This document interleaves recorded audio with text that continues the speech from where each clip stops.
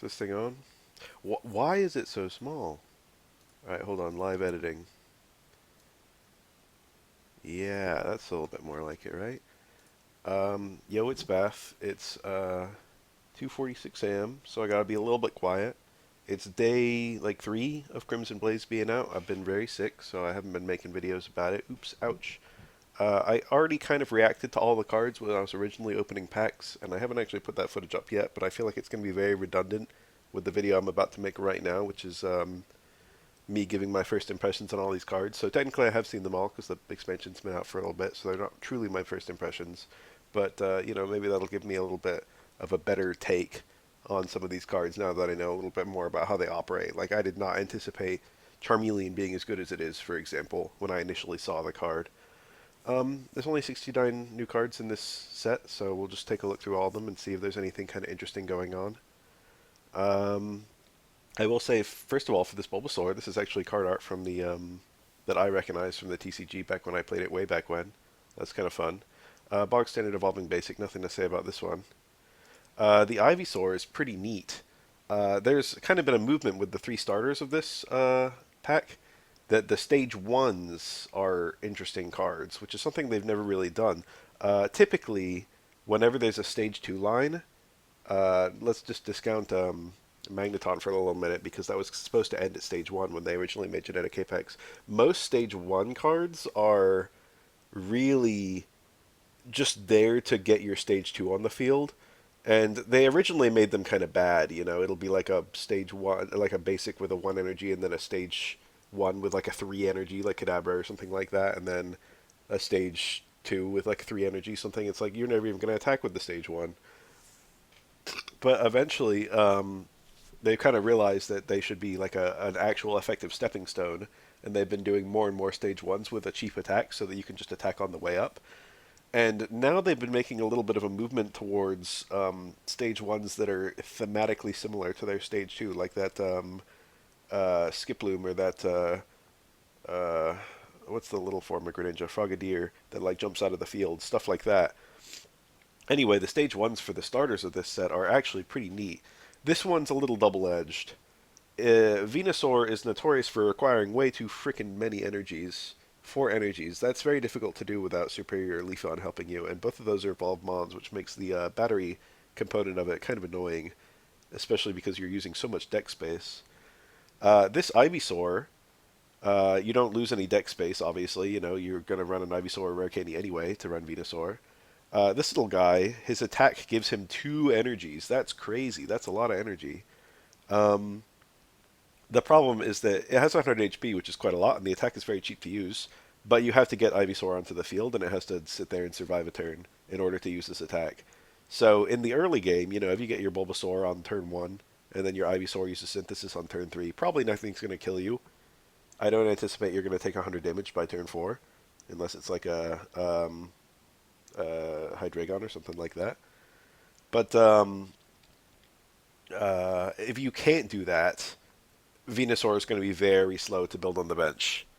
So this will let you get a very early game Venusaur if you can pull it off, but if you can't pull it off, it's going to be a last-ditch late game Venusaur. And that's also very interesting for Venusaur because Venusaur is a card where you probably want it up in the early game because it's a Mega and you lose if it dies. But having that shot of building it up early is where it's going to be much more effective hitting those repeated 120s. Very interesting, very double-edged on 2 different fronts.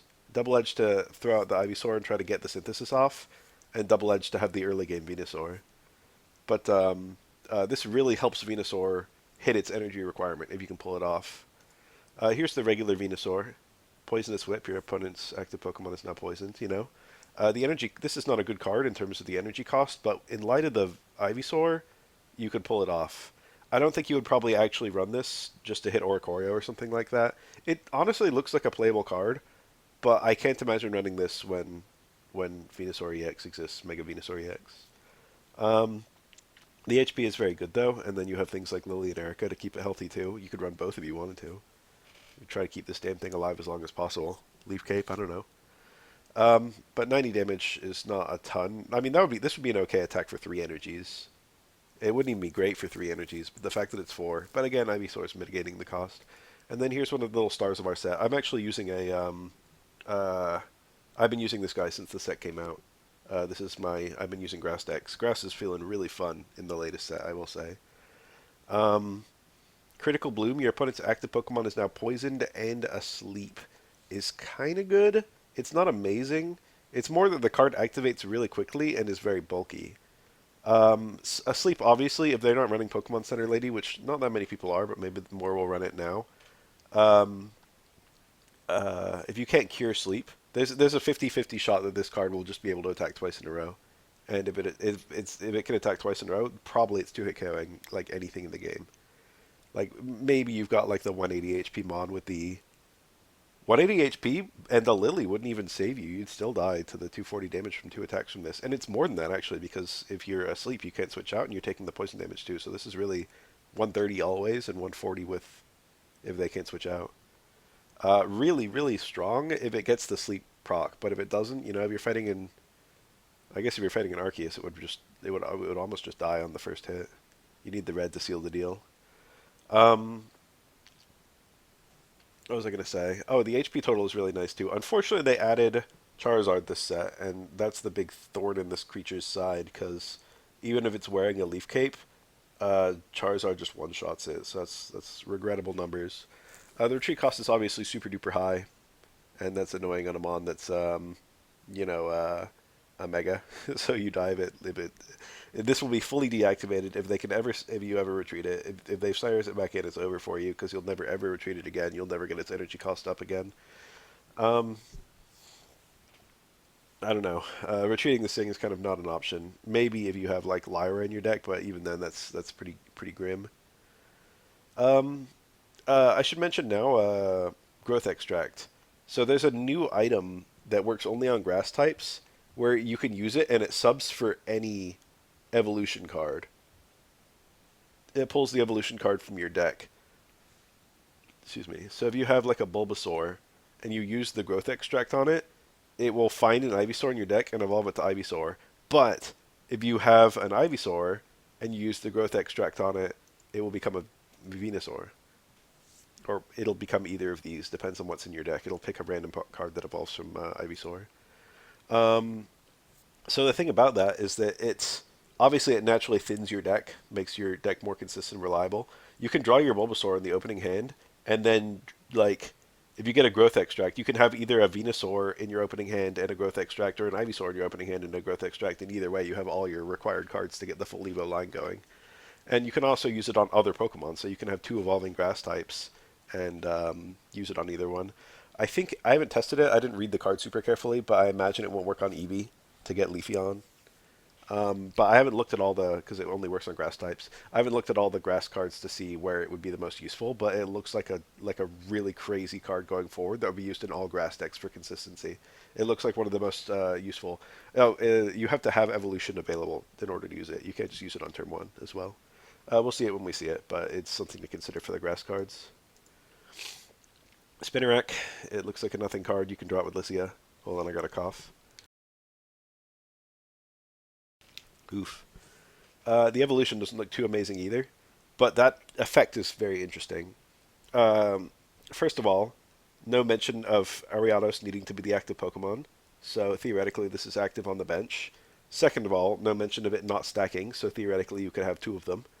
Uh, and I must say, Sabrinaing the opponent out into something where they then need 3 energies to retreat it could be strong. Big emphasis on could be, because I can think of a lot of decks where that's not really strong at all. Now this guy, he is strong enough to kill a basic, not a basic, a baby.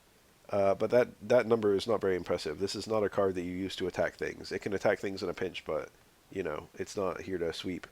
It's just there to sit on the bench and trap the opponent in. And probably there must be some scenario where it's just you can make very inconvenient just getting an early Sabrina off and making it impossible for the opponent to switch out. But it's very reliant on whether it's good or not. It's gonna be very dependent on what your opponent brought, what's in their deck. Interesting card though. I might see. I don't. It has potential, but I can't imagine immediately what it's going to be good for. You could use it in any deck color too, theoretically. Sunkern, good ally, seems to be Sabrina though. force them out to something where they can't switch out again. This card, I initially didn't have a super strong opinion, but then I've used it a little bit. I've been using Sunflora plus Venusaur, and it's such a cute and potent little combo. I've been having a lot of success with it in the step-up battles and whatever, and a little bit of success online. I think there's a lot of people running fire right now, so that's the one little problem with it. This is a nothing card. You can draw it with Lycia, so that's nice. And then this guy, Sunflora. If Quick Grow Extract is in your discard pile, this attack does 30 more damage. I've used Beginning Bolt Jolteon last set, and I must say, 60 damage, 1 energy on an EVA, a stage 1, is absolutely bonkers. Now, Beginning Bolt Jolteon was even crazier because you could attack on turn 2 with that thing because of the fast evolution EV. But this is still a very obnoxious card because 1 energy on 60 damage, and you just need to use Quick Grow Extract at all.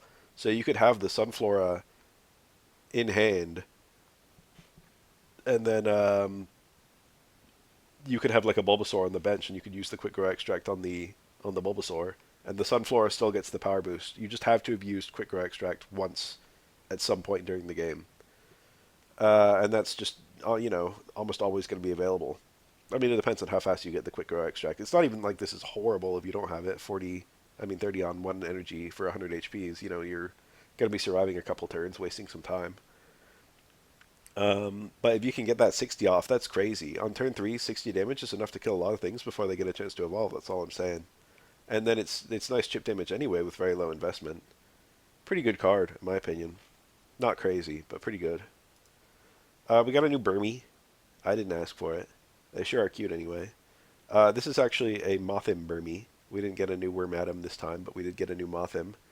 I think our last Mothim was a free retreat cost 2 energies, and I think the damage was, 50 or something? This one's 3 energies for 70. This is yet another, like, air quotes, flying type grass card, which is designed to slot into any deck, but again, I can't really imagine what deck you would use this on. It's kind of too much energy. Like, I'm never gonna... 3 energies for 70 is not very good at all. Almost every type can do better than that. What does grass hit, Dark? You running this for your dark deck? What are you trying to kill here? I don't know, Oricorio? It's a new Charmander. It doesn't look very good. I probably run the 20 damage Charmander from Stoke Sard. Or maybe, just the Ember Charmander from Genetic Impex. I'd probably prefer either of those to this one. This one's not horrible, That 40 damage you can build very easily with the new the new fire set. But getting that initial attack off in the early game I find is more useful than... rarely are you going to be attacking with a Charmander after turn 2. It's just not going to happen very often. Hold on, I got a cough again. This might be our star of the show. This is probably the most interesting card they've made, believe it or not. When Charmander evolves into Charmeleon, you can choose to put an active fire energy on your active Mon. And that is bonkers. Obviously, if you go second, you can put an energy on your Charmander. Hopefully it's not this one, so it can actually attack. And then on turn 4, you can evolve the Charmeleon, put your turn energy on Charmeleon, and then use its ignition to put an energy on it, and you're attacking for 50. So you get that 20-50 combo. That's pretty good. But it goes way more crazy than that. You put down your Entei on turn 1 and your Charmander on the back, and then on turn 3, you put your turn energy on Entei, and you evolve your Charmander to a Charmeleon with the Charmeleon you drew from Entei's card draw ability. And all of a sudden, the Entei went from no energies to 2 energies in a single turn, and it's doing 60 damage on turn 3. That's crazy. That's powerful. And even if you've got, something you don't want to put the energy on in the front, you have your 1 energy thing that's attacking, I don't know, Heatmore. You got your Heatmore in the front, and it already has an energy. And you want to put an energy on Charmeleon or Charmander, and then you evolve it, and you're forced to put that energy onto the Heatmore, not the Charmeleon, which is regrettable. But Heat Patch means that you don't really waste the energies, because even if they kill the Heatmore, that just puts 2 energies in your discard pile, which you can then draw both of with your Heat Patches, So you got a lot of versatility between... There's good synergy here between Heat Patch and Ignition and Energy Switch, Elemental Switch, and the various fire cards. This is way better than a than a rare candy, in my opinion. I would be running this in all decks. Plus, Charizard has a very high energy cost, so there's no point in getting into it quickly. I would always run this over rare candy in Charizard decks. I feel. I guess you could maybe run a rare candy too if you really wanted to. But that fire energy generation is insanely useful. There are so many. You have to brick in so many different ways in order to brick. The consistency of fire decks is unreal because of this card. You get so much energy to play around with. The retreat cost is rather high, so if you put your energy on it and then you're Charmander and you retreat it and then you evolve it, you have to put the energy onto the active mon, so you don't get it on the Charmeleon. And if you don't retreat it, if you just evolve right away, your retreat cost is 2. So you put your turn energy plus your ignition energy on this and retreat it, and you don't even get energy on anything. So basically, uh, they were kind of clever. If you're trying to retreat it, um, it's hard to build energy on because of the way its ability only works on the active mon. And then the new Charizard. Okay, I was gonna say the new Mega Charizard. This guy also exists. I mean, he's strong. 150 is a lot. I could see this card being playable, but I think it's one of those cards again where we're not going to see anyone using it because the Mega also exists. But this is kind of notable because it can hit its requirement fairly easily with that new Charmeleon. Um, but 4 energies is kind of a lot. That's all. If you're putting 4 energies on this and then it dies, you're not back to square one because fire has good, ways to salvage energy. But I don't know. When I originally saw this card, I thought it would be Moltres plus this, and it would be like like the old days. But actually, I've been thinking Entei is like a way better partner because the Charmeleon covers up so many bases with the energy generation. You don't need Moltres, and Moltres plus Charizard is very awkward for having to kill Oricorio. Like, what are you going to kill to like? What are you going to run to kill the Oricorios? Are you just going to run repels? What if they only put down the Oricorio and nothing else? Um, this damage output is bonkers. Like, let's make no mistake. This now one shots anything in the game. I've been running a deck like this a lot as well, and I think I've had one thing live through it ever. It was a Mega Steelix that had a heavy helmet on that had just used its attack. So that thing has like 220 HP. Heavy helmet puts it at effectively 240, and then when it uses its attack, it takes 20 less damage. So that put it at effectively 260. So it went down to 10 HP after living through this. This is a really interesting card. I originally read it as better than it is. It is good. It is like the new top meta threat, but there's a lot of counterplay actually, surprisingly. Obviously, when it comes in, it kills something. Um, you better kill things on the way to building this up though, because if this comes in and nothing is dead yet, and you still need 3 points, the opponent can give you a very difficult time just by switching in non-EX mons. Like, this costs 2 energy to retreat, which thank God it's not more because that's already quite a lot. But that's something you can actually do. You can reasonably retreat this Mega Charizard and still like do stuff with it later in the game. Um, but if you have no points and you have to kill something with this, you kill the first thing, you take 50 damage, and then they go into another non-EX card, and then you've got to kill that, and you take another 50. You're down to like 120 HP. Um, and they've gotten a turn in the meanwhile. They might have attacked you as well. Um, and then when whatever their win con is can come in after those two. And I originally thought that would just mean that non-EX decks would be on the rise because this would have to burn through too many things. But actually, I realized that every deck runs non-EX cards unless you're running like Giratina and Darkrai and nothing else. It's very detrimental. Even in if you're running like a Venusaur deck, you just stick out your Bulbasaur in front of this, and then what? It either retreats, or it has to use one of its Crimson Dives on a Bulbasaur, you know, and then it's doing 50 damage to itself for no reason. It's not winning the game, and then you just kind of you sack and sack, and then you revenge kill it basically. It sounds like the Charizard's just going to do way too much work in that context, but actually it's very feasible. And then also with the Charmeleon, in order to hit these energy requirements, you can do it fully on the bench. I've done it certainly, but that really limits the amount of energy you can put on the front mons in the meanwhile. And there are certainly chances to hit the Charmeleon on the way up. Um, and it's not super. Its bulk is not exactly there. It's not. It's only 80 HP.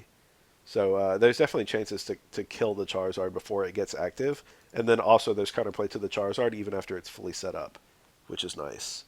It's still a really good card, but there's play in both directions, which I find I haven't been like crazy struggling against it.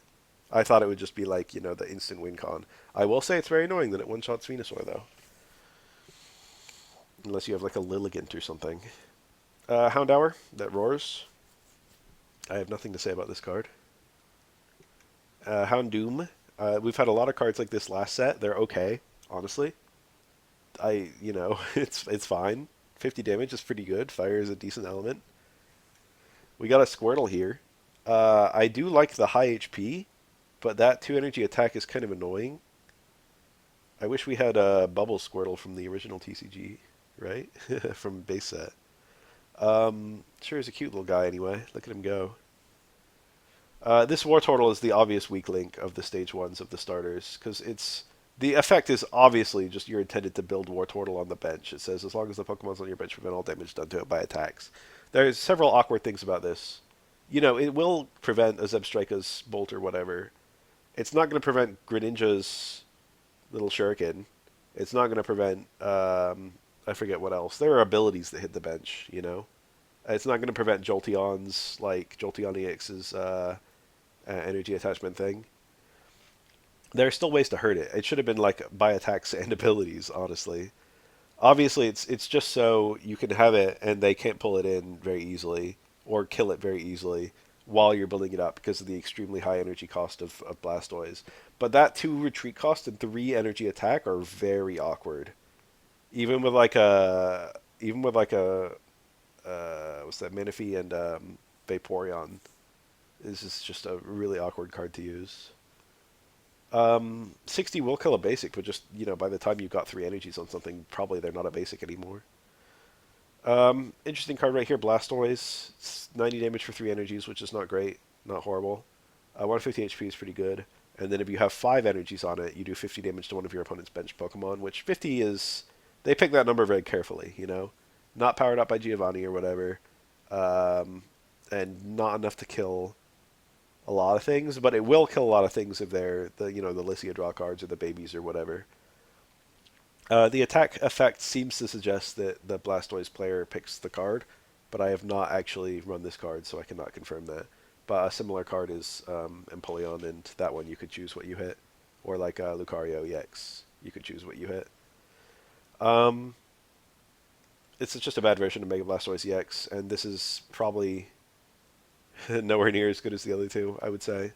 It's good if you get a good Misty. People always talk about how Misty is like the permanent thorn in the side of the cards, of all high energy water cards, because they have to balance those cards around like a turn one like 5 heads Misty.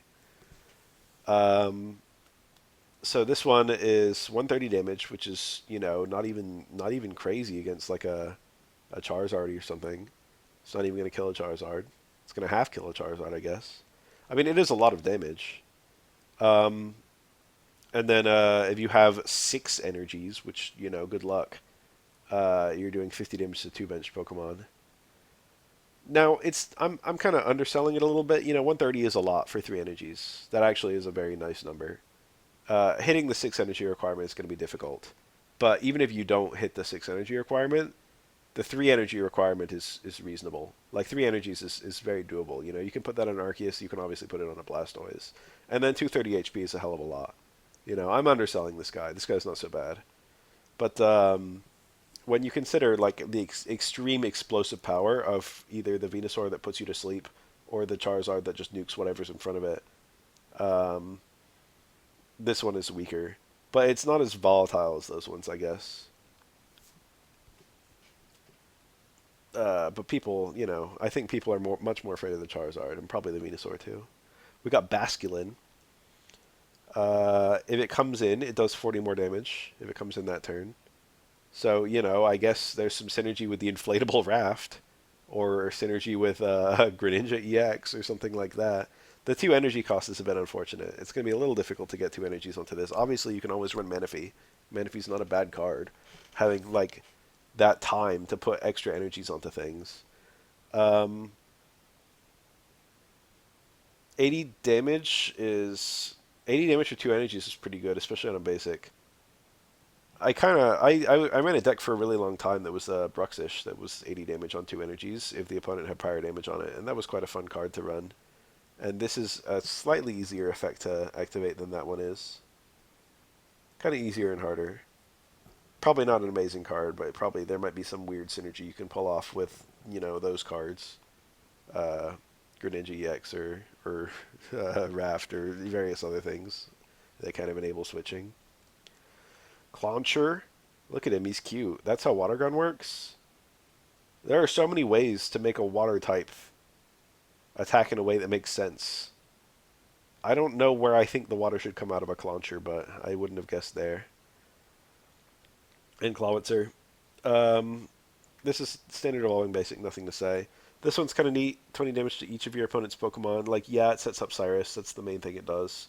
Obviously, you're doing up to 80 damage per turn, which is not horrible for one energy, but the fact that it's so unfocused is unfortunately very, you get your one attack off, and that's great, but it takes like three attacks to kill even a bunch of basics. Good to kill babies on the bench, I guess, You get two of these off and you kill, two babies. I don't know. The problem is even decks with high amount of low HP cards, such as Altaria decks, are just going to obliterate this thing in the early game. Magnemite, it's pretty strong anyway. Magneton. We have a new card that powers up Magneton. Let me go and look at that card really quick, just so I can read it. I want to look at it early. Clement's Backpack, right? I'm just reading it, okay?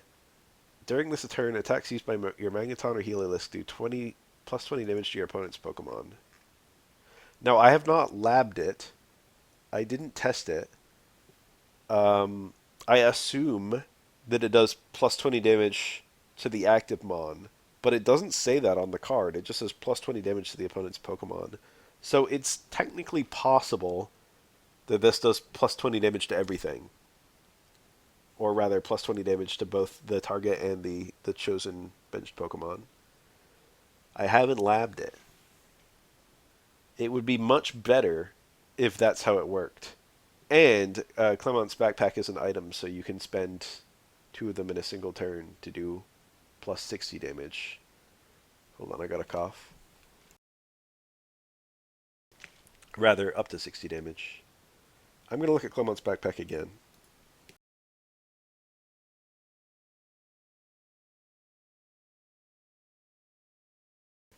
Yeah, it's an item. Let's double check that. I thought it was, but I wasn't 100% sure. Mysterious. I'll lab that some point in the future. Is this better than the other Magneton, the Genetic Apex one? Probably not.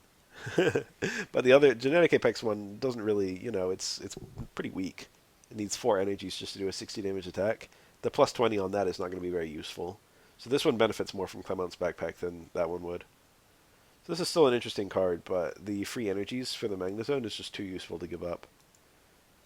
This Magnezone is pretty interesting. Quite a lot of HP. I don't remember how much the other Magnezone had. That one was doing 110 damage on 3 energies, and you had to discard an energy every time you attacked. This one is doing 90 on 3 energies, and you don't have to discard energy. So the big thing about the last Magnezone is that if you're running it in off-color decks, you can only attack as many times as you put energies on Magneton. And then you're just that's your ammo, as it were. This one is, once you have the energy requirements, you have the energy requirements. So if you're running this with Genetic Apex Magneton, you could just run this in any deck color. And it's a little bit weaker. It's only doing 90 instead of 110. But that attack effect is really good. You just had a detrimental attack effect on the previous one, and this one's got a positive attack effect. The opponent has to flip a coin to attack with the defending Pokemon that took the mirror shot. So, would you rather have 110 damage flat out, or would you rather have 90 damage where the opponent then has a 1/2 chance of failing to attack? That's actually a real consideration you have to make. Obviously, it makes no difference if either the 110 or the 90 kills the opponent. But I'm kind of thinking this is competitive with the other one. I haven't tried it yet, but it seems like it would be probably about as good as the other one is, and maybe situationally better. If you fail to kill something, this is the attack you'd rather hit them with. You know, that has between. Obviously, if it has 110 HP, you'd rather have the other one. But if it has between 120 and 180, I'd rather have the mirror shot, I think. And that's most EX cards. Almost every EX card in the entire game is between those two numbers. Interesting card. Probably playable. Emolga. I think we've had an Emolga already. The one that like damaged the bench or something like that. It was it's like 40 damage on one energy and then hit someone on your bench. I like Emolga. It's kind of cute. Um, this doesn't look like a great card. Obviously, it can activate very quickly thanks to the various things in electric that allow it to activate quickly. And putting two energies on it is less of a nuisance when you have electric cables. But I would never run this. I'd rather run Farfetch than this. Helioptile. I think this... Does this actually power creep Dedenne? I gotta like look at Dedenne real quick. I said I made a promise to myself that I wouldn't just open up the app and look at cards, because it would just take too long. Alright, while I'm opening the app, let's look at Heliolisk. Discard all energy from this Pokemon. I think this is the other one powered up by Clement's backpack, right? I just read it a moment ago. So that 120 is already a pretty good number for two energies. That's great. And then it can go up to 140 or 160 depending on how many Clement's backpacks you play. So that's actually pretty freaking good damage for two energies especially. But unlike other discard all energies to do massive damage cards in electric, such as Raichu and Pikachu EX. Pikachu EX does have a retreat cost. The second Pikachu EX. But Raichu had a... No, I think Raichu had to pay to retreat as well, didn't it? What retreated for free? I guess Luxray. Um, anyway, it's nice to have a nuke in electric, and this is actually like, you just need to get your one attack off, and then you don't care anymore. Oftentimes in electric, and this can do it for cheaper than Pikachu EX can. It's a lot weaker than Pikachu EX, but it might still be enough, especially with Clement's backpack. If you're running a deck that's already using Clement's backpack, then maybe you could get away with using this guy in place of using Pikachu EX. But meta decks do use Pikachu EX here and there, so if there's room for that, there could be room for this. It's worth exploring anyway. Dedenne. 60 HP. Wow, my Dedenne is German. My rare Dedenne. I must have traded for it. By God, this power creeps Dedenne. It's the same exact card, except this one evolves and Dedenne didn't. That's great. That's great. We've got true power creep. Helioptile has officially power creeped to Dedenne. Dedenne from Mythical Islands has finally been outclassed. We have one of the rare examples of pure power creep. Now, it only power creeps if you're running Heliolisk, but, the Heliolisk cards are all playable. Misdreavus, put a random supporter card from your deck into your hand. Obviously, that's pretty useful. I'd probably rather have that than 20 damage 99% of the time. And it's a 50 HP card, so you got your Lycia. I think we already had a 50 HP Misdreavus with like an ability or something. Miss Magius, people have been making a lot of fuss about this card. It's pretty interesting. It works the same way the Swanna did from the last set. You have to put two energies on it to attack, but then after you attack, you move all the energies onto one of your mons, one of your bench mons. I haven't tried it if you have no bench Pokemon. I assume that you don't move the energy if you have no bench Pokemon. That could be a huge nuisance. What if you wanted to just do 60 over and over and over? There are scenarios where you want to do that, and you can only attack once every 2 turns with this stupid thing. But it's a fine battery as they go. You put your original energy on the Miss Magius. The thing is, it works with Fontina, is the thing. So you put your one energy on the Misdreavus and attack or use your lead. And then on the next turn, you evolve Miss Magius, and you use Fontina that you may have just drawn with your freaking Misdreavus, or maybe you just have it anyway, to get another energy on this Miss Magius, and then you can put your turn energy on something in the bench, and then use this stored power to get 2 more energies on something in the bench. So now something on your bench has full HP and 3 psychic energies on it, So this could rapidly enable a ton of energy on something in psychic. a Mewtwo, I don't know, a Reuniclus is the thing I'm sure a lot of people are considering right now, or like a Giratina, something like that. And it doesn't even stop there. If you have another Fantina in your hand, you could then, if you ever have a Fantina in your hand at all, period, you can you can put your turn energy on this and Fantina another energy onto this. And then again, you're putting all the energy on something on the bench. I then if you're running this with Driftblim, the one that the infinite energy ramp, those you're also getting energies on the Driftblim from Fantina. So just thinking about that, you have a zero energy Driftblim and a zero energy Miss Magius.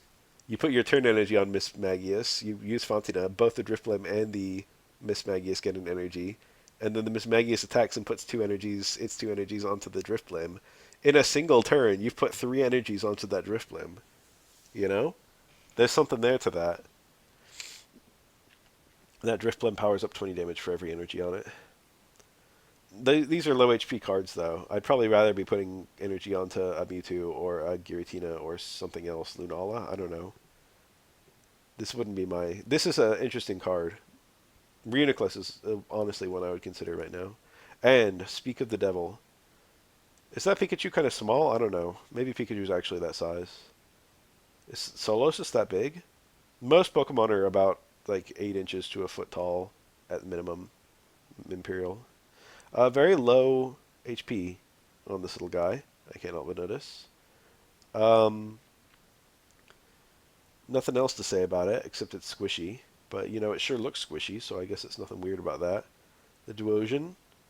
Nothing to say about this card either. It's kind of an organic ramp from the previous one. Again, the HP is a little low for a stage 1. This card is pretty hilarious. 90 HP is terrible for a stage 2. It's one of the lowest you can imagine. But this is actually the card with the most HP in the game because it gets plus 30 HP for every psychic energy attached to it. So that's already very hilarious, and it heals that HP too. Um, so it's like if you have 60 HP and you put a psychic energy on it, you now have 90 out of 120. And it goes like that forever. There's no like limit to the ramp. So I saw a troll picture someone made of like not a troll picture, a screenshot of a troll deck where the guy was using a Reuniclus and two Gardevoirs and Indeedee. And so every turn he would put his turn energy on Reuniclus and then put two energies on the Reuniclus from his two Gardevoirs, and that would be plus 90 HP, and then he would heal 20 using the Indeedee. So he's effectively recovering 110 damage every turn. Now that's a lot of setup. That's three stage ones plus the Indeedee. You're never gonna get that in most matches. But I think three energies is very reasonable to get on this thing. You could absolutely get three energies on it, and if you have three energies on it, it's getting 90 damage per Psy Punch, and it's got what 180 HP. Is that right? Hold on, that seems right. 180 HP on three energies? I don't know. Looks right to me. This thing has a very unusual ramp to it because it's ramping its own health. A really interesting little guy. If you can just out heal the opponent's like or out increase the opponent's in the screenshot the Reuniclus had like 500 HP. If you can out recover the opponent's damage output, you can kill anything in the game with this. And 90 repeated 90s is enough that you're not going to get stalled out, you know, unless they've got like something absolutely ridiculous going on themselves, like multiple multiple Primariners or something. Anyway, pretty interesting card in Psychic. Yeah, this is something that you could use your Miss Maggies to put your energies on. We got a new Spritzy. I didn't ask for it. It's cute. I always liked Spritzy. A new Aromatisse. I think they like realized that they made a really good Slurpuff, so they were like, "Oh shoot, we should have made a good Aromatisse too," because this one's pretty good.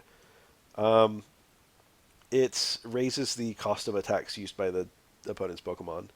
That's already very obnoxious, and then it has synergy with cards like Indeedee that, or like any card with Psychic, that um, damages the opponent more if they have higher energy attachments. There's a lot of cards like that. The move Psychic on any card that learns it does more damage for every Psychic energy. You know, you could run this alongside your Alolan Raichu or something like that. 60 on 2 energies is already not bad, especially for a 100 HP stage 1. Like these are just those are the standard numbers for like a card to be even decent.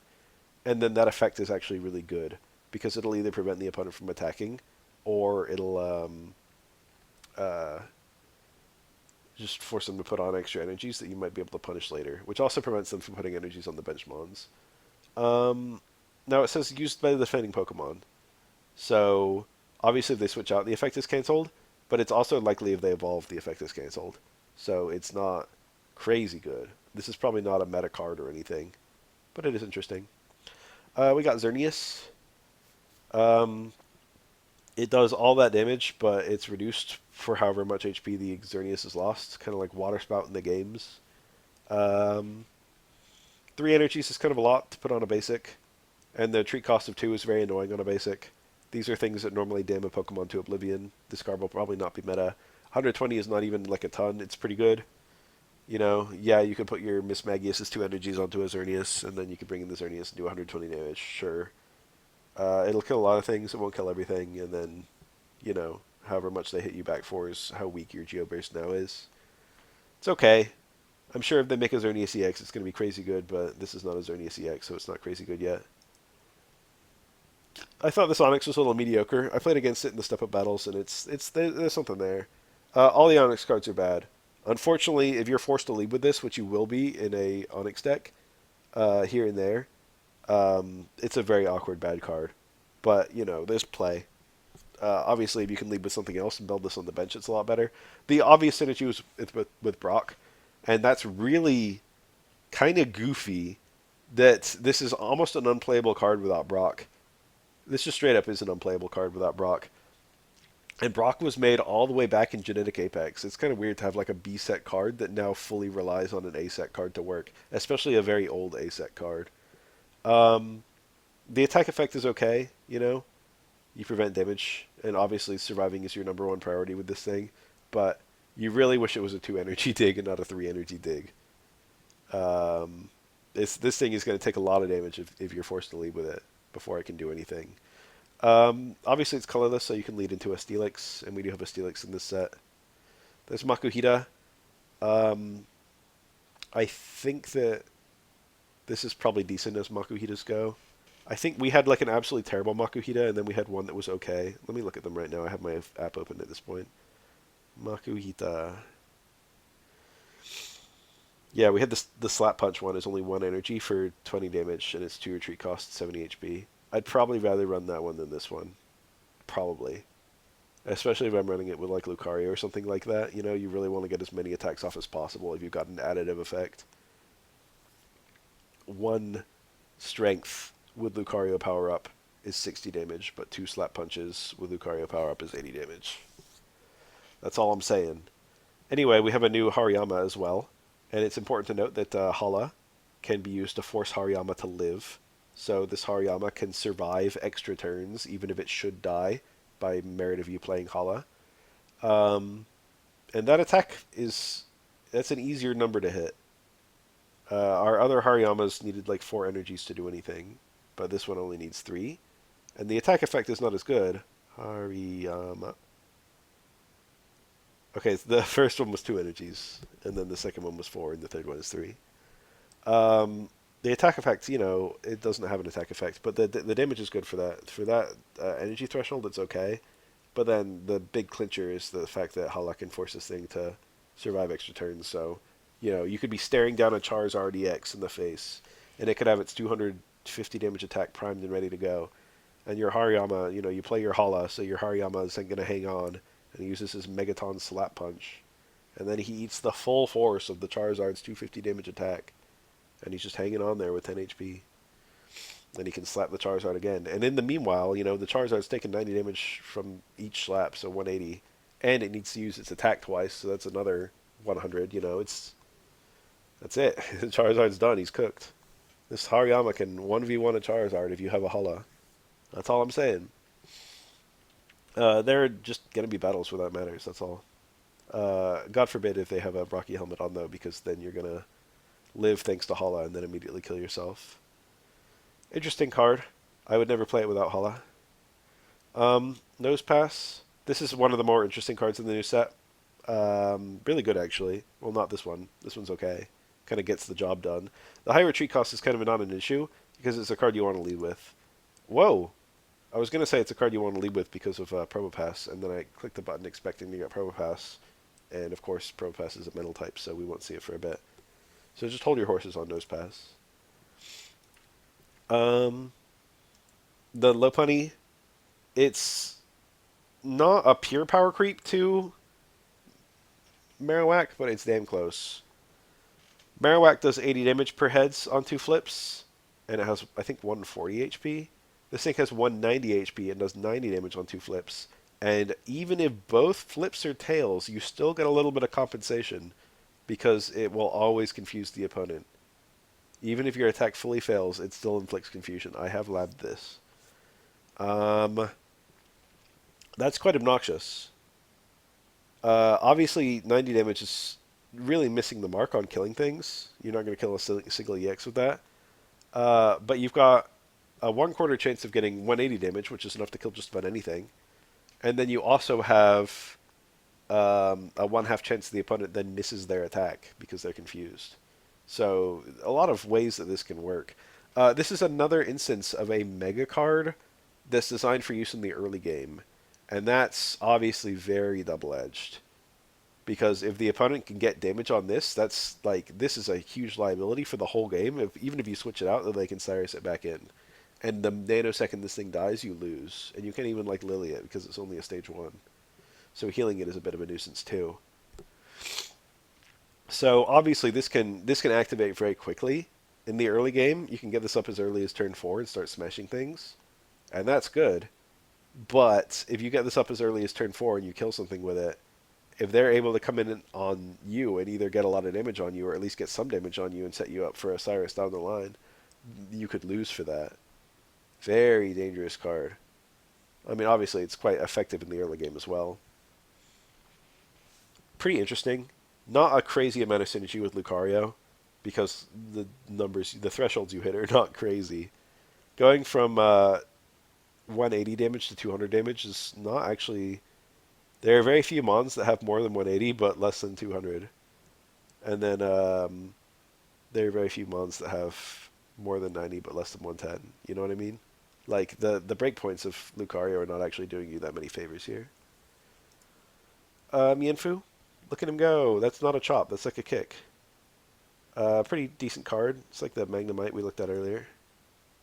And Mienshao, it's one of those cards. It's actually exactly the same card as Island's Primeape, like straight up. Maybe a little bit better because Mienfu might be better. I don't know. I'd probably rather have Mienfu than Mankey, I guess. It depends on how lucky you are, because Focus Fist Mankey can be very obnoxious in the early game if you're sufficiently lucky. We got a new Grimer. Once again, its retreat cost is high as hell for no particular reason, which again kind of dames it.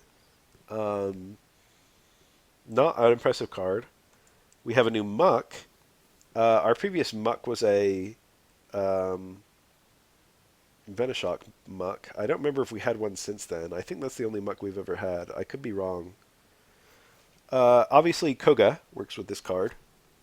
So even though its retreat cost is 3, you can just put it away immediately. Obviously, Koga is a much better card if you're not discarding an ass ton of energies, and unfortunately with this thing you are. It's like, yeah, you can retreat it for free with Koga, or rather you can put it back into your hand with Koga, but if you have 3 energies on it, you could already retreat it to the bench. So obviously putting it back into your hand is a little bit better because that way you can't get like Cyrus or Sabrina back into it. But I don't know. It's kind of awkward to put 3 energies onto a card and then just destroy all 3 energies by playing Koga. 70 damage for 3 energies is also not good, and the poison effect makes it better, but it's still not amazing. I'd rather have the other Muck, the Venoshock Muck, and I wouldn't even run that. There's other better Venoshock mons, I feel, especially nowadays. I'm thinking of you, Clodsire. Interesting card, not good, I think. New Purloin. It's the same as Island's Ponyta. It's cute. It's stealing the ball. You shouldn't be getting up to stuff like that. A new Liepard. Your opponent reveals a random card from their hand and shuffles it into their deck. Shuffle this Pokemon into your deck. So I haven't seen this card at all in play yet, which is why I had to read it. I think that if this was your only card and you use Snatch and Flee, you would probably lose. You would probably just lose the game. There's nothing saying you don't do that effect if this is your last card, and if you have no cards in play, you lose. So theoretically, that would be a very hilarious way to lose a game. The attack doing 60 damage for 1 energy is quite good, and the effect of getting rid of one of the opponent's cards is also quite good. But the effect of putting the Liepard and the Purloin back into your deck is quite bad. I will say the 90 HP is good enough that, nothing's going to kill you on your way to using Snatch and Flee in the early game. But I can't imagine a world where you would ever use this card. It sure is novel. It's a very unique card, but I don't know. I can't imagine any synergy at all where it works. We got Trubbish, Drools, cute, I guess. I think Trubbish is one of the first Pokemon I ever saw where I said aloud, they shouldn't have made this thing. But the more I look at Trubbish, the more I kind of like it. It would probably be a better world where this mod didn't exist, though. Probably.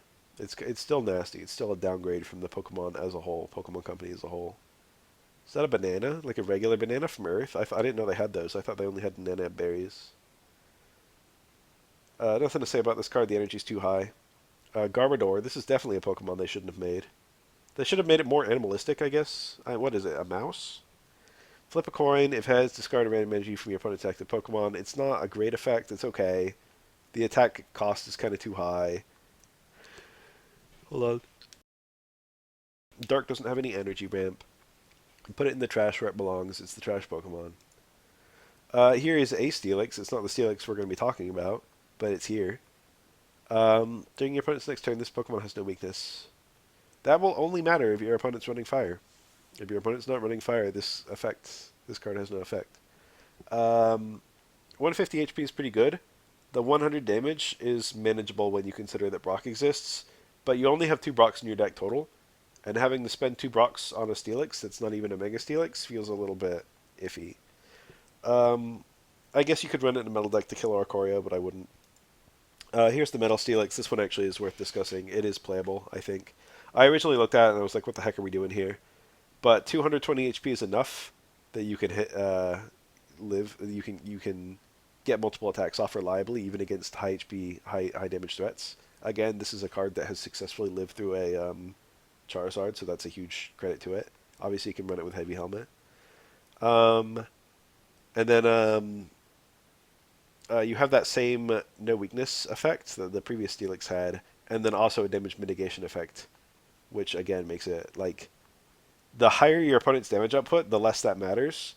But there are cards like Absol that are Mega Absol, and that's doing 80 per turn. If that's doing only 60 per turn to this guy, he can live through 3 attacks from it, and all the while he's throwing her off adamantine rollings. That attack cost seems very high, but between Probopass and Brock, I find it's actually very easy to hit that number. That being said, Brock can only be used on an Onix. It can't be used on a Steelix, so you've really got to delay your evolution, which can be very scary. But, that's where Dig comes in. That can give you that crucial extra turn. So there you go. That's why they designed the new Onix the way they did. 240 damage is enough to kill almost anything in the game. And the fact that this can actually survive quite a while between Adamantine Rolling and Heavy Helmet makes it very likely that you'll get several rollings off. So, in my opinion, this card can actually do some work in the late game, and it can actually activate fairly quickly, weirdly enough. Here's the new Probopass. The nose pass evolves into this thing. We've got, what's that guy? Dialga. Dialga's Metallic Turbo.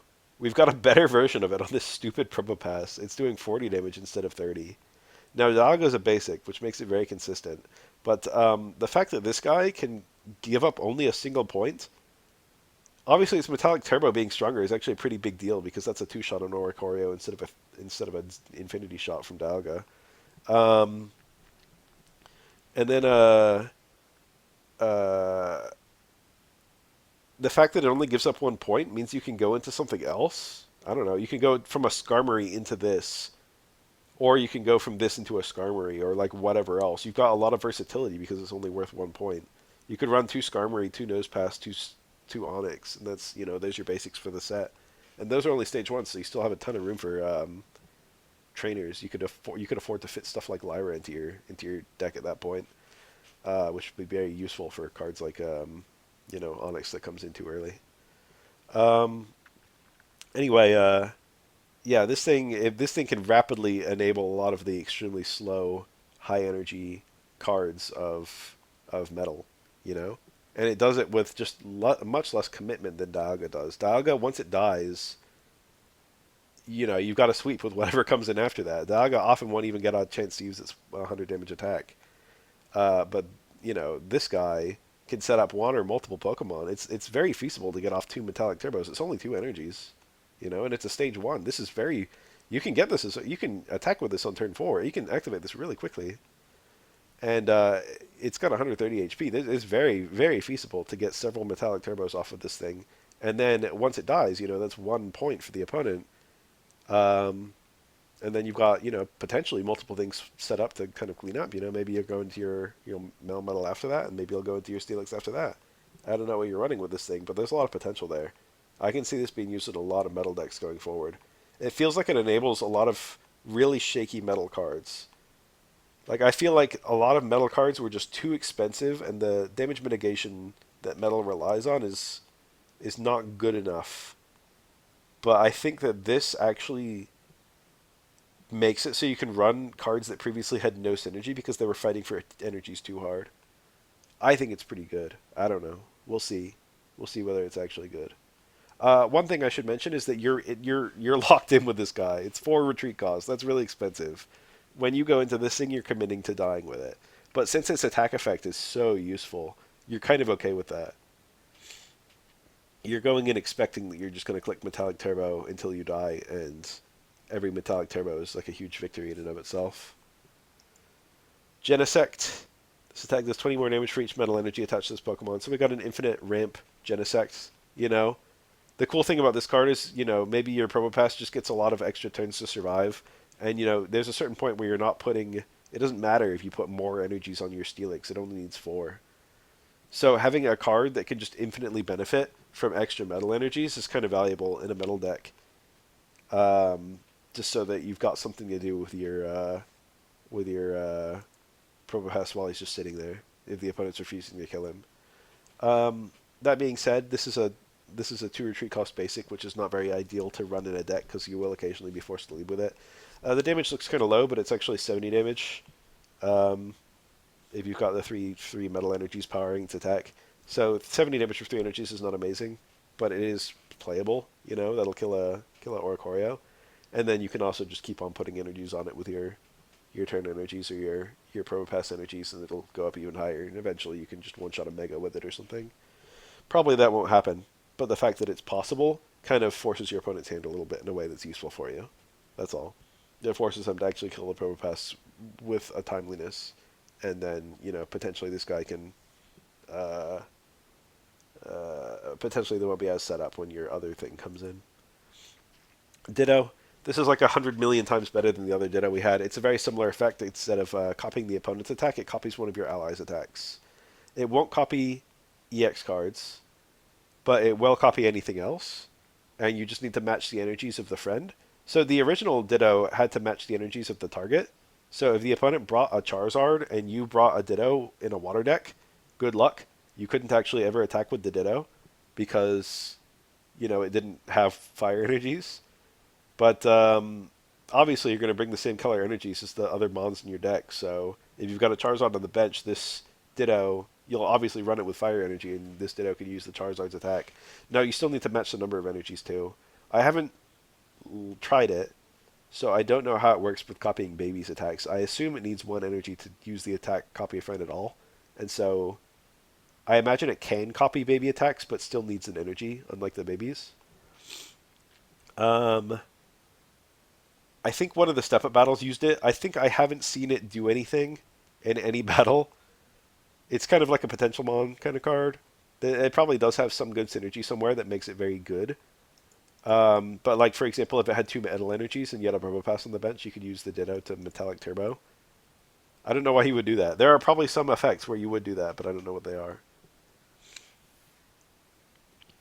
But it basically gives you two of your top card for their energy requirements of two of your top card, but you don't need to actually have two of your top card.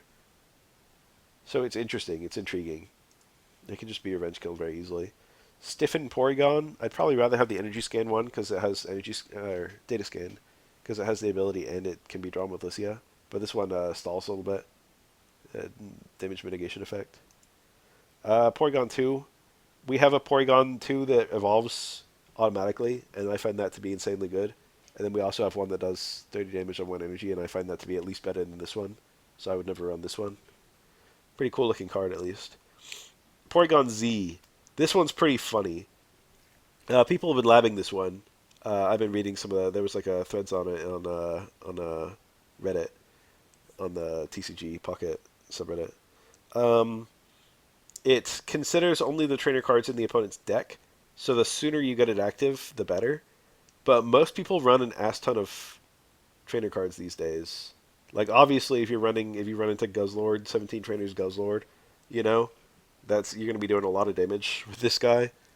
Um, but even like any deck, like even decks that run a very small number of trainers, typically run at least like six trainers. But they'll often like get a lot of those trainers in the early game, you know. Um, if you can get this Porygon up quickly, hold on. I keep having to stop the cough. The opponent might still have like let's say five trainers in their deck, and then that's 120 damage from this attack. It's very feasible. It could be more than that. It could be a lot more than that. It just depends on how fast you can get it up. And there are ways of getting this card up very quickly. A lot of people running it in lightning decks with like the Zera Aura and the Porygon 2 that auto evolves and stuff like that. Pichu. I don't know. There's like ways of getting this card up very, very quickly, and then its damage output in the early game is absolutely bonkers. It's actually apparently it's pretty good, but in the late game it falls off because there's fewer trading cards in the opponent's deck. Starly, Call for Family, calls another Starly. Staravia, quick attack, either 30 or 60 damage depending on how lucky you are. And then we got Staraptor, flip 4 coins, 50 damage for each heads. This is the same as Jolteon. Um, or I think Zapdos too, right? Zapdos EX. The thing about this card is I think Berry, right? Berry allowed Staraptor to attack on one energy, I'm pretty sure. It's been a while since I've thought of Berry. It worked on Heracross and Staraptor and Snorlax. Yeah, yeah, I got it. Remembered all three.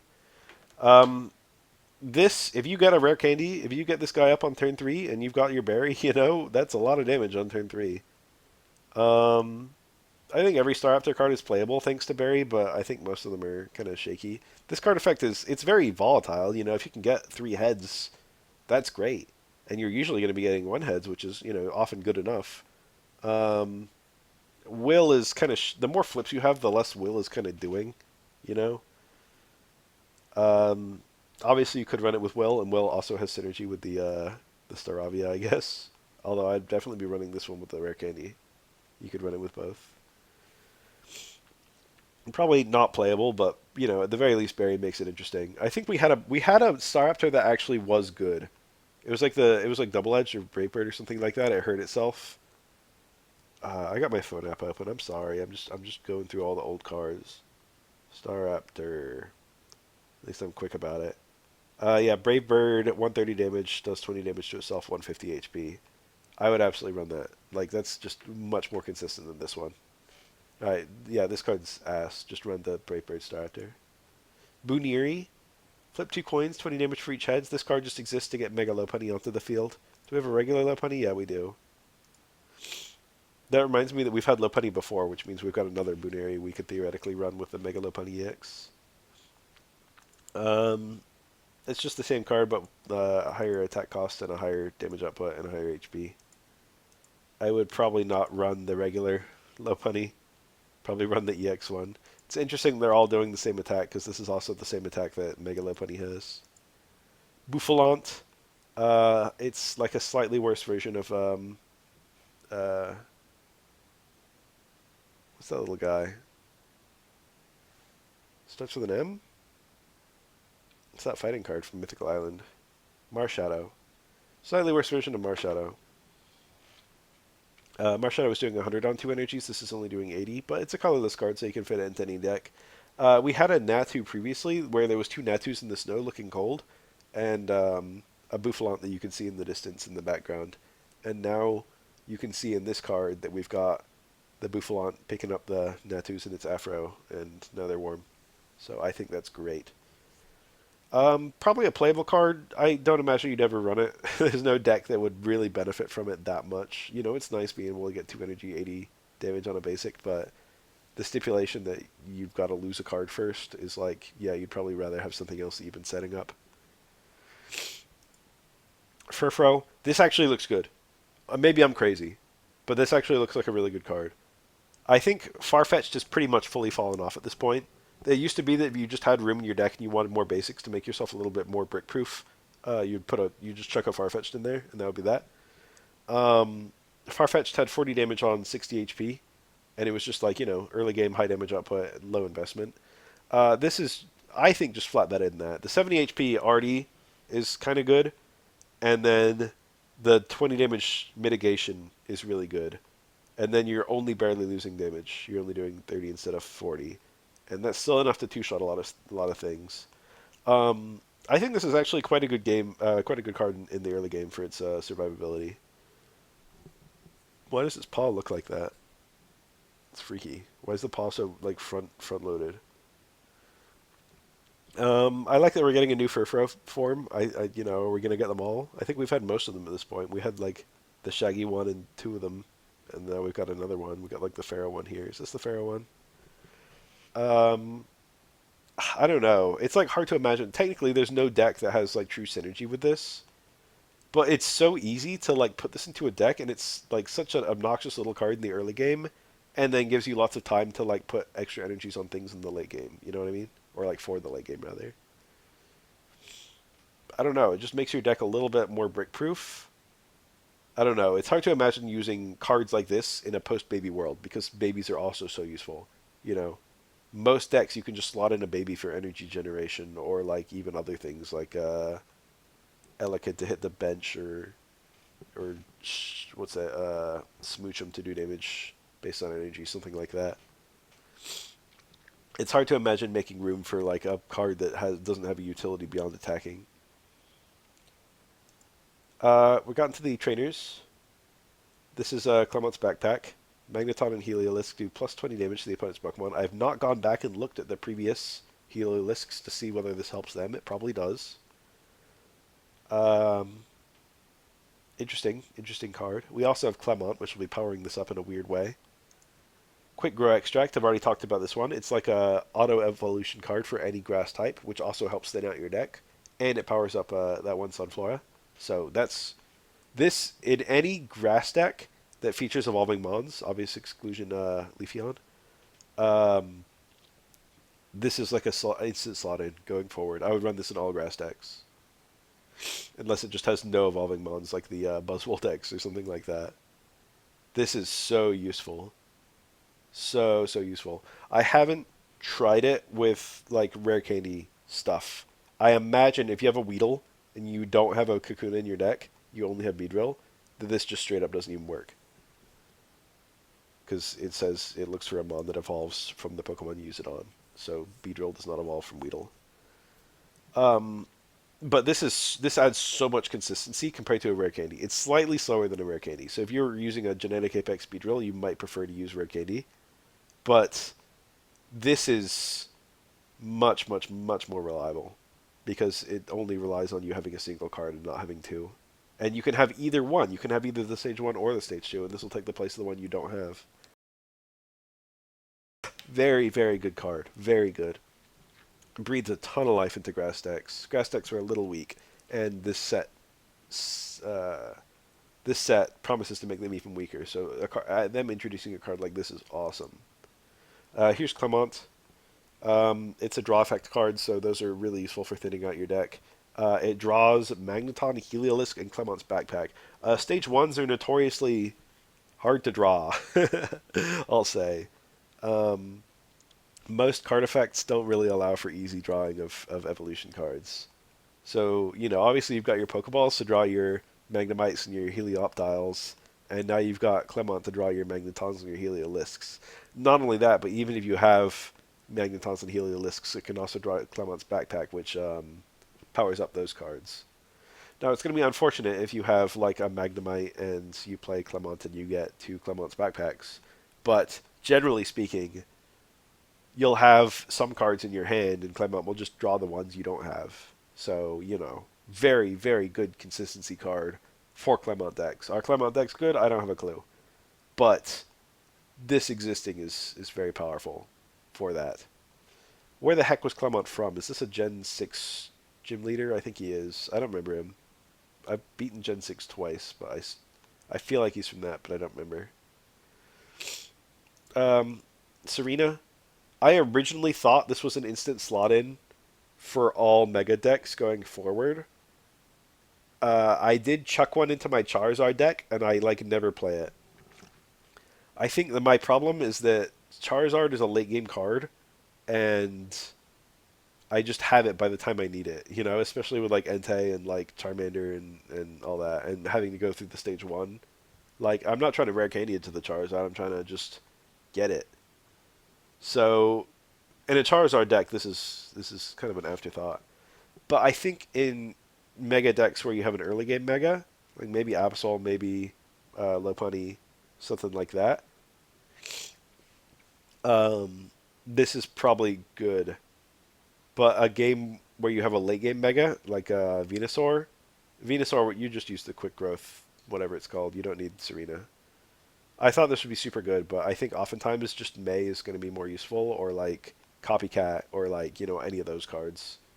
There's so many different consistency options now. It's very nice to have new ones, but how useful this card is going to depend on your deck a lot. And then, obviously, if you're not running Megas, it doesn't exist. Okay, we made it to the full arts. We got the badass Ariados spinning its web. I guess the web comes out of the front of the Ariados and not the back. We had a full art Spinnerack in one of the previous sets. I think Wisdom of Sea and Sky. So that's pretty cool. And now you can run the full art Spinnerack into the full art Ariados. And what an appropriate thematic thing to like have a mom that traps you in its web and you can't retreat. How great. We got Sunflora hiding in a field of sunflowers. He's not doing a very good job. I can still see him. Um, I have questions about the size of a Sunflora and the size of a sunflower. I guess I played Scarlet Violet, and that gives you a very clear idea of how big a Sunflora is, which is not very. It's cute. Reuniclus. What are they doing? They're like way over a landscape or something. Oh, there's like a Solosis in there too. They're all like joining hands. I don't know what's going on. Like rising into the sky. What are they doing? I have no idea what they're doing. I don't know what they're doing. It's cool art anyway. Um, Xerneas looking pretty badass in like this field of flowers or something. I don't know.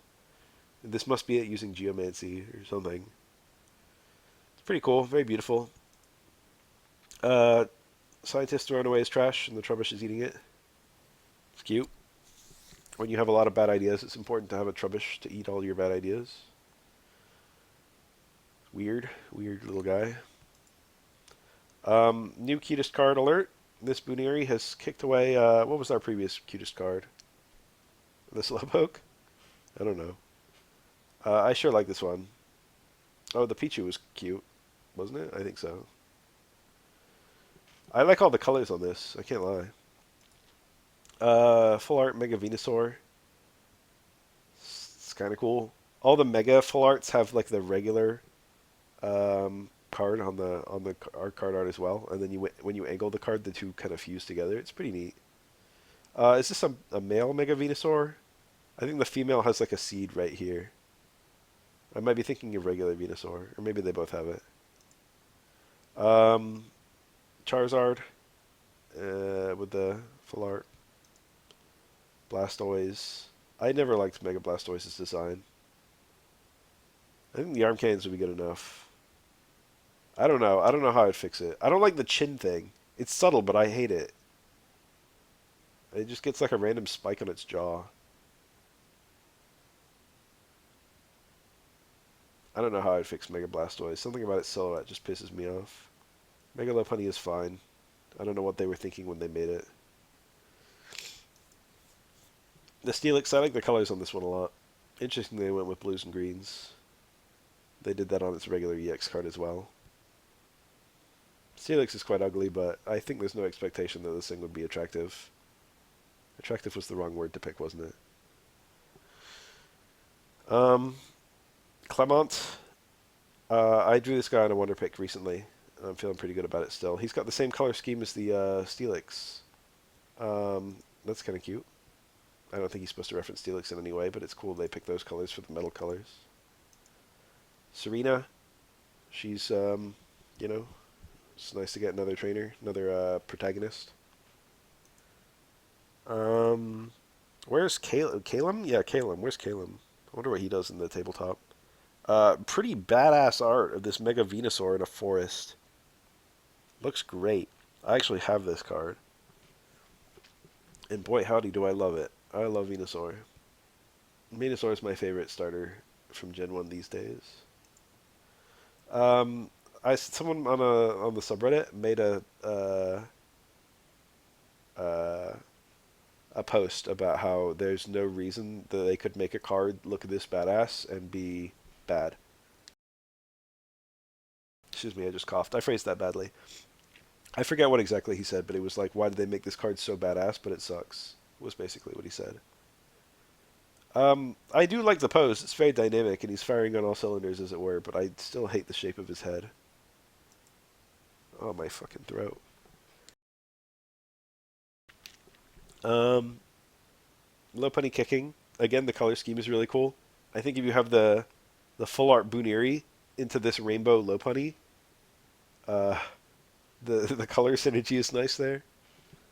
But yeah, I don't know if I think Lopunny's a good card or anything.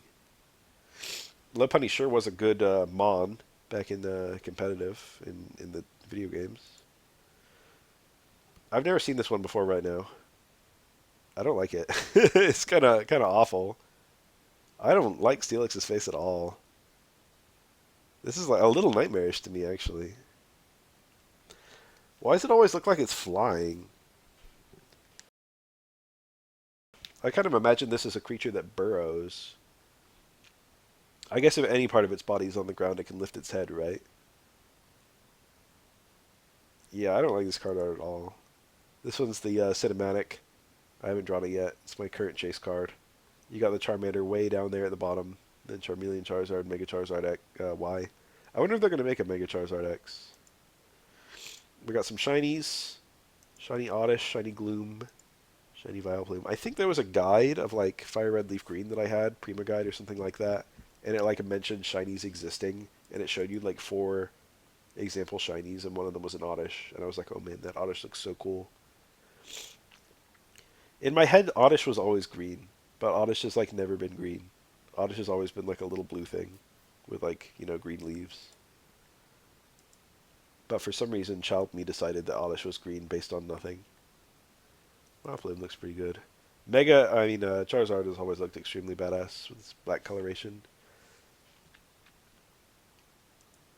Shelder. It's kind of interesting to see what cards get the shiny treatment. I was going to mention that. I'd rather have the Oddish that does Poison Powder than the Oddish that... Then we have like a Blot Oddish or something like that. Yeah, this is probably the best Oddish to give shiny. I would have preferred the 1 Energy Gloom. I think that one's better. I think we've only had... No, we've... Have we... How many Vileplumes have we had? I don't even remember. This one's okay. Is this a Genetic Apex one? I don't even remember. I think it is. This is the new current Charizard. The one that just came out. Shelter and Cloyster. I think we've only had a single Shelter and Cloyster ever. I think they're Genetic Apex. I could be wrong. We have a 70 HP Sandshrew somewhere. This is the 60 HP version. And we have the new Sand Slash, this 50 damage version. Looks pretty cool, I guess. I definitely prefer it to the regular Sand Slash. The Sandshrew is kind of... This is one of those shinies where they just kind of change its color with no thought. And this is one of the shinies where it kind of looks like they put some effort into it. Type Null. I actually drew this one. Silvally. Pretty cool looking, you know. Still a good card. Hasn't fallen off yet. Buzzwole sure is shiny. This card's like hurting my eyes. I hate the double shiny EX cards. I think they're ugly. I think they're like almost always ugly. I just don't like this background coloration is just too garish. Garish? At least Shiny Linall looks pretty cool. And so does Shiny... God, I've never seen Shiny Guzzlord in my life. The inside of its mouth looks great. The outside of its body, not so much. Did you know that Guzzlord's Pokedex entries specifically mention that it doesn't poop? Which indirectly confirms that all other Pokemon poop. Here's Solgaleo. Again, the red looks pretty good. And then we've got our Crown Rare Aegislash, which is a pretty funny mon to make a Crown Rare. I haven't really been thinking about whether the metal cards of this set would be good with Aegislash. You certainly have room for it, because like Steelix is only a stage 1, so you could run a stage 2 alongside that if you wanted to. No, you might be wanting to run Steelix with Probopass, so that's a lot of cards. Probopass and Steelix and Aegislash. Now, granted, you could run only one Aegislash line if you wanted to, but that's a bit tricky to run like a single Aegislash, a single Rare Candy, and a single whatever the little sword guy is, Honedge. The power up, it's going to be different levels of useful depending on what kind of metal cards you're running it with. Oh, I didn't even consider Psychic either. Obviously, it powers up Psychic cards too. This is a lot of cards that can't attack to run in a Psychic deck. That's all I've got to say. I don't think there's a single Psychic deck that would truly appreciate Aegislash, even though I have seen absolutely hilarious things with Smoochum and Chingling getting powered up by Aegislash, because they are, by the way, amusingly. A Chingling with an Aegislash on the bench does 40 damage with its attack. I don't know. It's not a terrible attacker as they go, because you have that 100 damage for 3 energies. That's not horrible. And, it is powered up if you have the other Aegislash active. I don't know. I think that this is probably a playable card, but has no, teammate that really appreciates it yet. Everything takes up too much space. I guess you could run Giratina, Aegislash. That sounds horrible. I guess you could run it with Psychic and Metal Energy, actually, because Aegislash only needs the one Metal Energy, and every extra Psychic Energy onto the Giratina is very useful. Running it with all Metal or running it with all Psychic sounds like a downgrade compared to Psychic Metal. I would never run that. I don't even know why I'm suggesting it. And then our other gold rare, we have 2, for whatever reason. Normally we only have 1 gold rare in a per pack, but this is a pack that has 2 of them. I actually drew this one, and this is going to be one of the best gold rares going forward, so I got very lucky to get one. Maybe I'll get another someday. Pretty damn good card. That's all of them. Nice cards, a lot of fun. Don't have much else to say besides that. Thanks for sticking around. Thanks for tolerating my coughs and my sniffles. And thanks for watching.